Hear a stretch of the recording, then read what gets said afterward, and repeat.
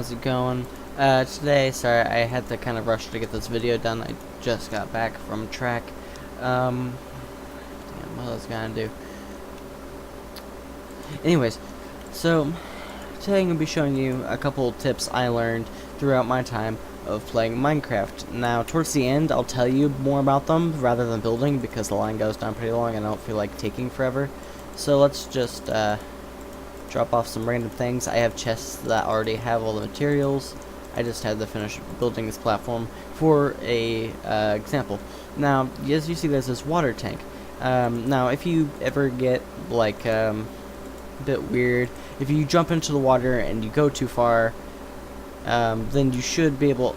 Oh, by the way, give me one moment. Okay, never mind. Just ignore it. Now, if you go under the water. Now, I put it weird, so the current's weird. Just ignore that. It's much harder to see, as you can tell, but you'll notice your air is dwindling.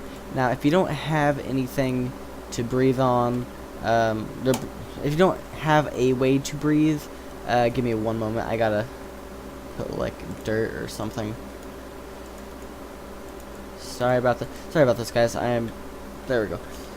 Kind of embarrassing. Okay, so let's go.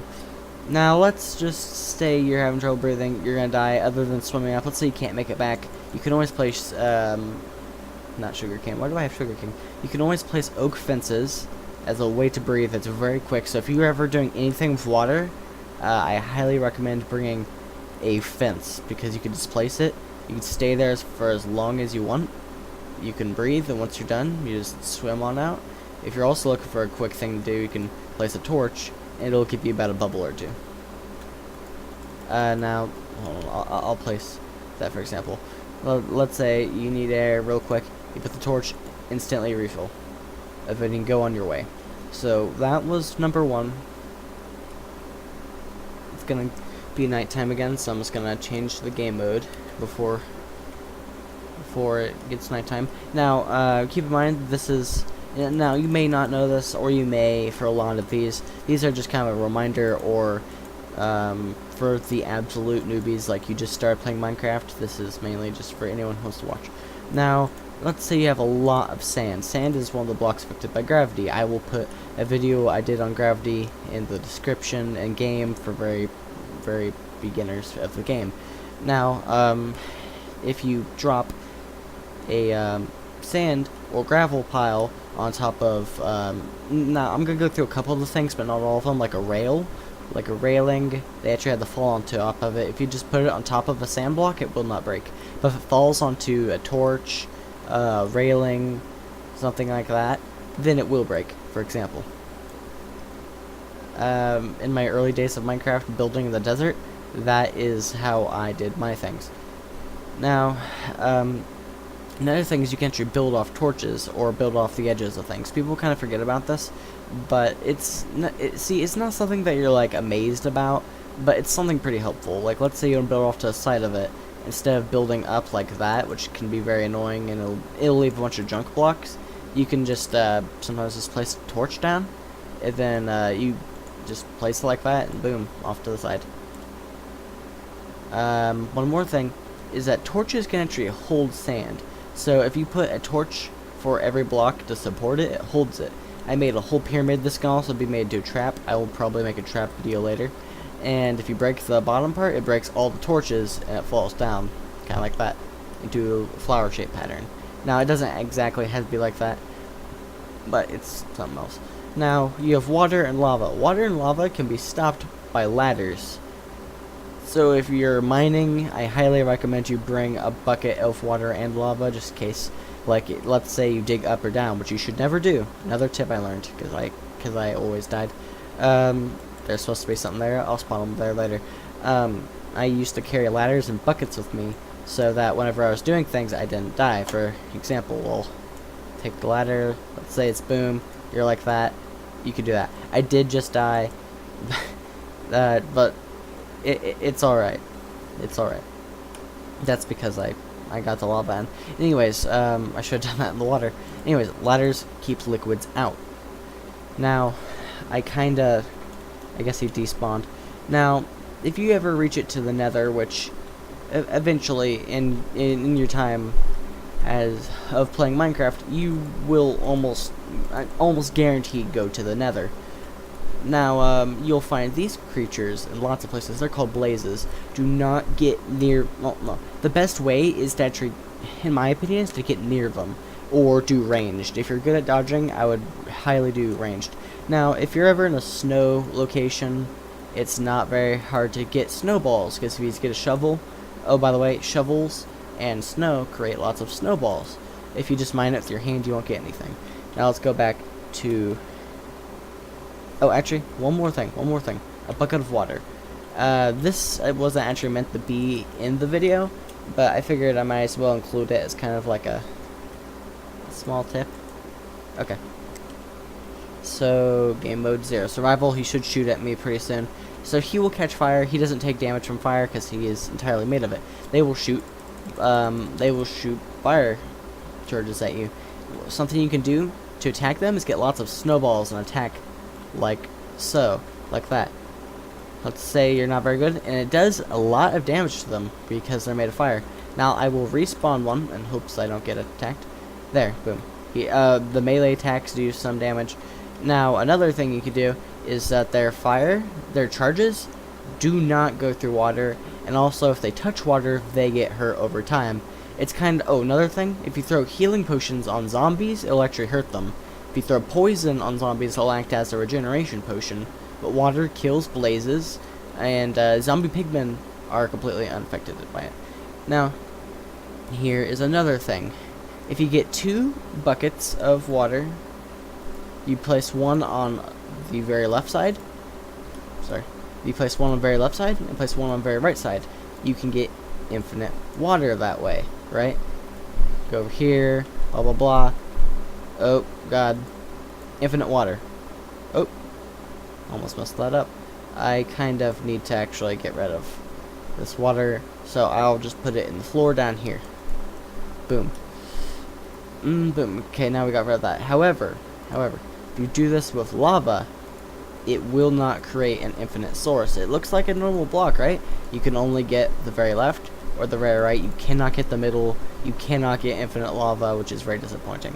Another thing, if you get a water bucket, and let's say you want to clear a lot of grass, but you don't have the time, you just place a bucket of water, and it clears all the grass in a certain radius. It is very helpful, and you still get the wheat seeds, which could be used to grow wheat for bread. Now here's another thing. This is something I kind of made as like a little cool thing, right? Now it looks like you can walk through it, right? Crouching, blah blah blah, doing all that doesn't work. You can't walk through it.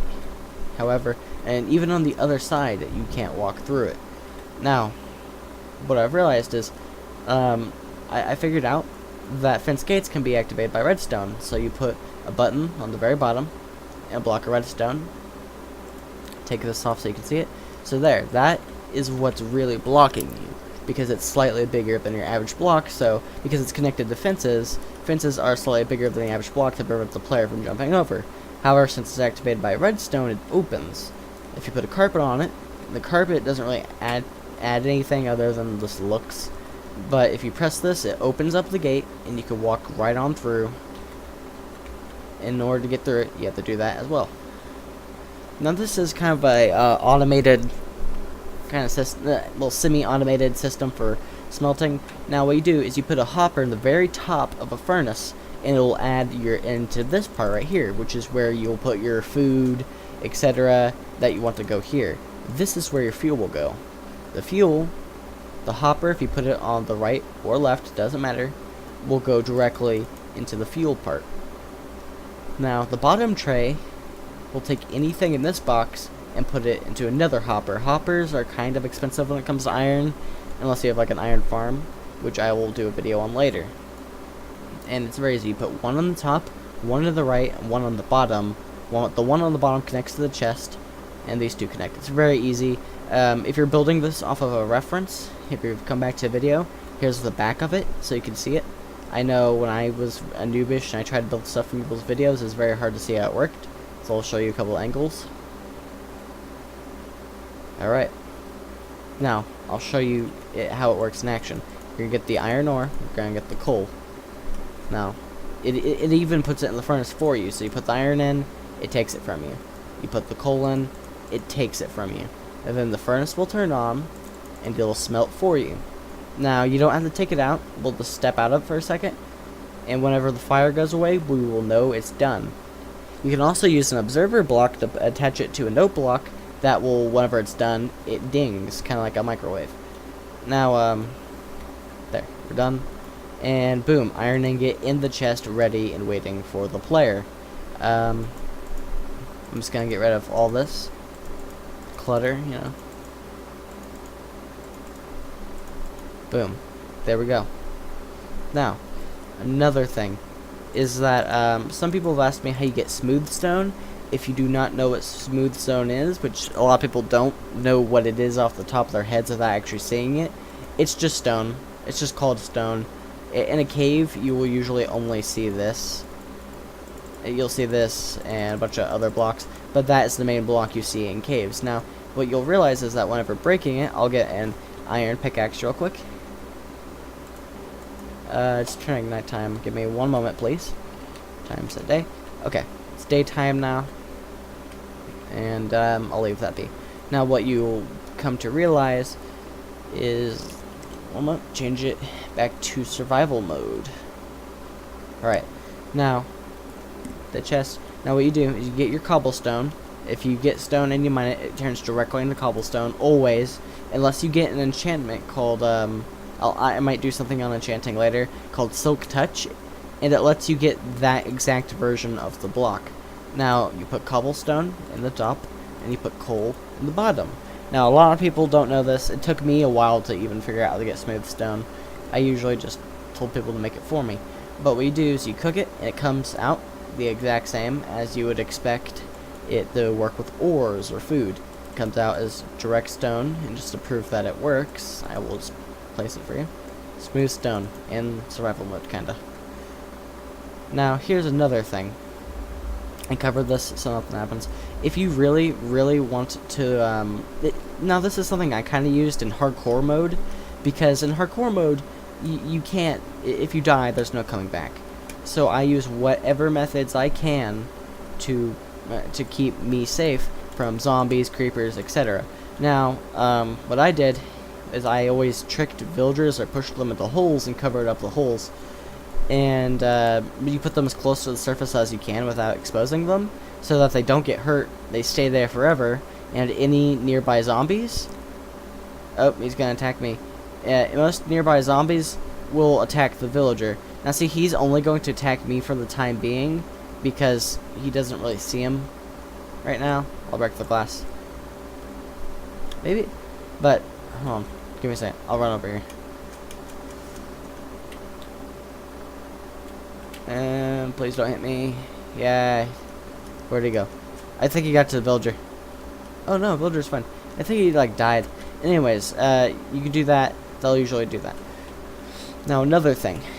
Now I'm sure most of you know if you sprint around, I'll sprint around. Watch my health bar, my hunger bar. You'll notice it'll go down relatively quick if I sprint wherever I'm going. And like that, boom. Now it'll go down pretty quick.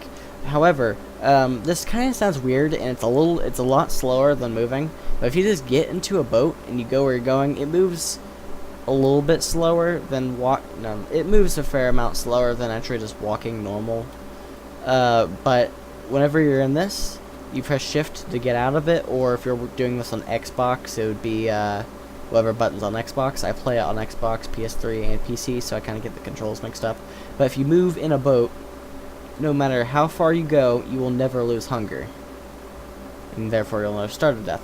Another tip is if you find gold, do not, for the love of God, do not use gold to mine with. Do not make pickaxes or armor out of it. I cannot stress this enough for new players. You find gold, don't craft it into anything. What I would do is I would smelt it into bars and keep it for trading or golden apples. Now this is about, we'll count, I think it's 15 blocks last time I placed it. And yeah, about 16 blocks exactly. And a little bit, I'd say exactly half of the health for your golden pickaxe is gone. So I'd say about 32 blocks of cobblestone, and you don't have a golden pickaxe anymore. Another thing is, I'm not sure if this is exactly 100% correct. Why did I put an iron pickaxe there? I do not know. Now let's say you're trying to mine that to a tree, and you're starving, and you want a couple apples. I actually need apples. Now, let's just get an iron axe, alright? So, iron axe. Sorry, just getting rid of all the clutter. Okay. So let's say you get an iron axe, and you want to get as many apples and saplings out of a tree as you want. Do not mind the leaves. It is, I mean, it's quick, but you don't get nearly as much as you would. Now, this process takes a little while longer. It also just depends on how quick. See, boom. Look, it's already starting to reap benefits. But what happens is all the leaves just kind of disappear without their trunk. You have to get rid of every single block of wood for the trunk, not for the trunk, for the leaves to disappear. And once that happens, over time, your leaves will start to disappear. And it's not always, I mean, we are seeing a lot of saplings, but it's not always saplings. A lot of the time it'll drop apples, but a lot of the time it'll also drop saplings. You only get apples and saplings from leaves. But it's very cool, as I mean, like, we didn't mine any leaves except the ones to get to the trunk. We already got 4 saplings to replant more. Now, these will disappear with time. The last ones usually take a little bit longer. Now, this is the last one. And it's not really a tip, but it's more of a thing, just kind of a reminder, or if you're new to Minecraft you don't know how this works, then it's another thing that you can use. And extremely helpful.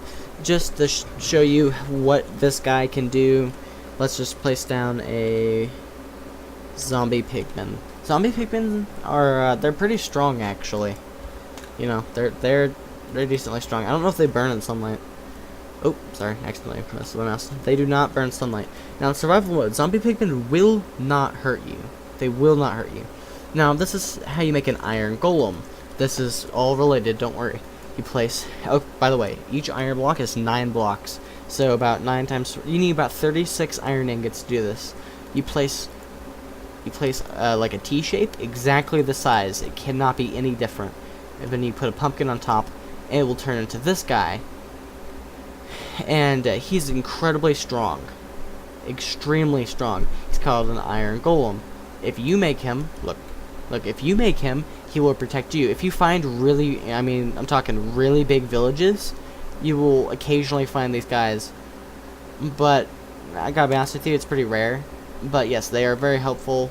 And if you put them on a leash, actually, you can actually leash these guys. You make a leash with a couple string and slime. You put them on a leash, they'll follow you wherever you go, and as if any animal would on the leash, and they would they will kill any monsters that come around you or anything that hurts you, including players.